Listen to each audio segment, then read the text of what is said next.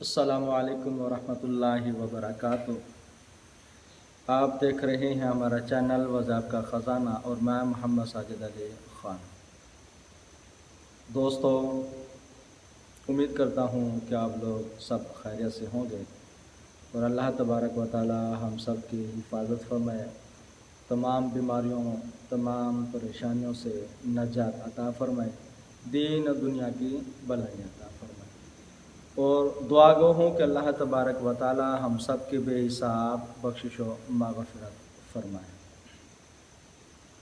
دوستو، آج جو وظیفہ آپ لوگوں کو بتانا ہے وہ ہے شوگر کا روحانی علاج۔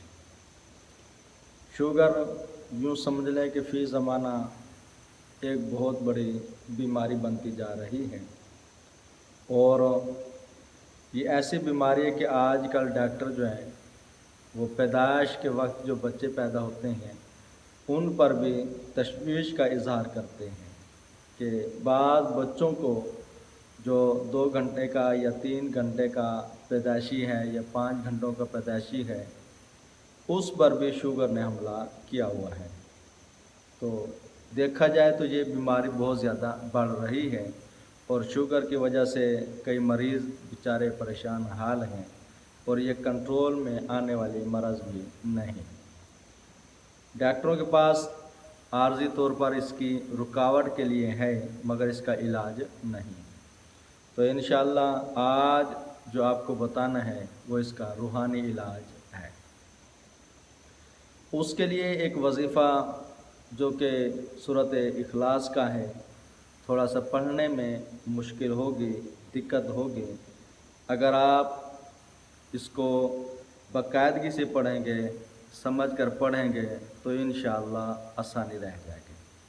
تو یہ وظیفہ میں انشاءاللہ سکرین پر بھی دے دوں گا، تو کوشش کریں وہاں سے یاد کر لیں، جب یاد ہو جائے تو پھر پڑھنے میں آسانی رہ جائے گی۔ ہے تو سورۃ اخلاص ہی کا، مگر تھوڑے سے مختلف ہے۔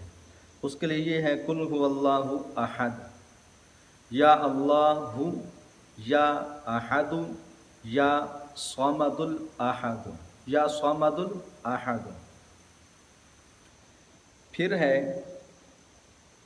یا اللہ الصمد، یا اللہ الصمد الاحد، یعنی یا اللہ الصمد الاحد، دل یعنی اللہ الصمد الاحد، دال کو ہم نے لام کے ساتھ ملا کر احد پڑھ دینا ہے۔ پھر ہے یا اللہ یا احد یا صمد، اللہ الصمد لم یلد ولم یولد، یا اللہ لم یلد ولم یولد، یا اللہ لم یلد یا اللہ لم یولد، یا اللہ لم یلد ولم یکن لہ کفوا احد، یا اللہ لم یکن لہ کفوا احد۔ یعنی یہ تھوڑا سا مختلف قسم کی یہ سورۃ اخلاص ہے۔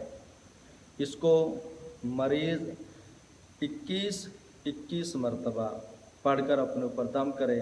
اگر وہ تھوڑا سا پانی لے کر اس پر دم کر کر یہ استعمال کرتا رہے، یعنی اوپر بھی اپنے دم کرے اور یہ سورت پانی پر دم کر کر بھی دن میں 3 مرتبہ استعمال کرے۔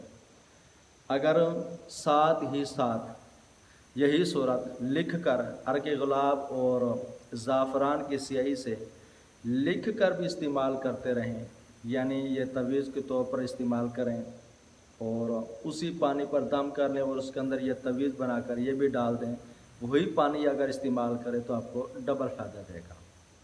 تو اگر یہ مسلسل استعمال کرتے رہیں گے تو انشاءاللہ اللہ تبارک و تعالیٰ کے فضل و کرم سے اس سورۃ اخلاص کے عمل کی برکت سے آپ کی جو شوگر ہے وہ انشاءاللہ کنٹرول میں آ جائے گی، اور اللہ تبارک و تعالیٰ کے ہاں کسی مریض کا کوئی بھی یوں سمجھ لو کہ رکاوٹ نہیں ہے۔ اللہ تبارک و تعالیٰ شافی ہے، شفا دینے والا ہے، اور جب وہ چاہے گا تو آپ کو بھی انشاءاللہ اس سورۃ اخلاص کے عمل کی برکت سے شفا حاصل ہو جائے گی۔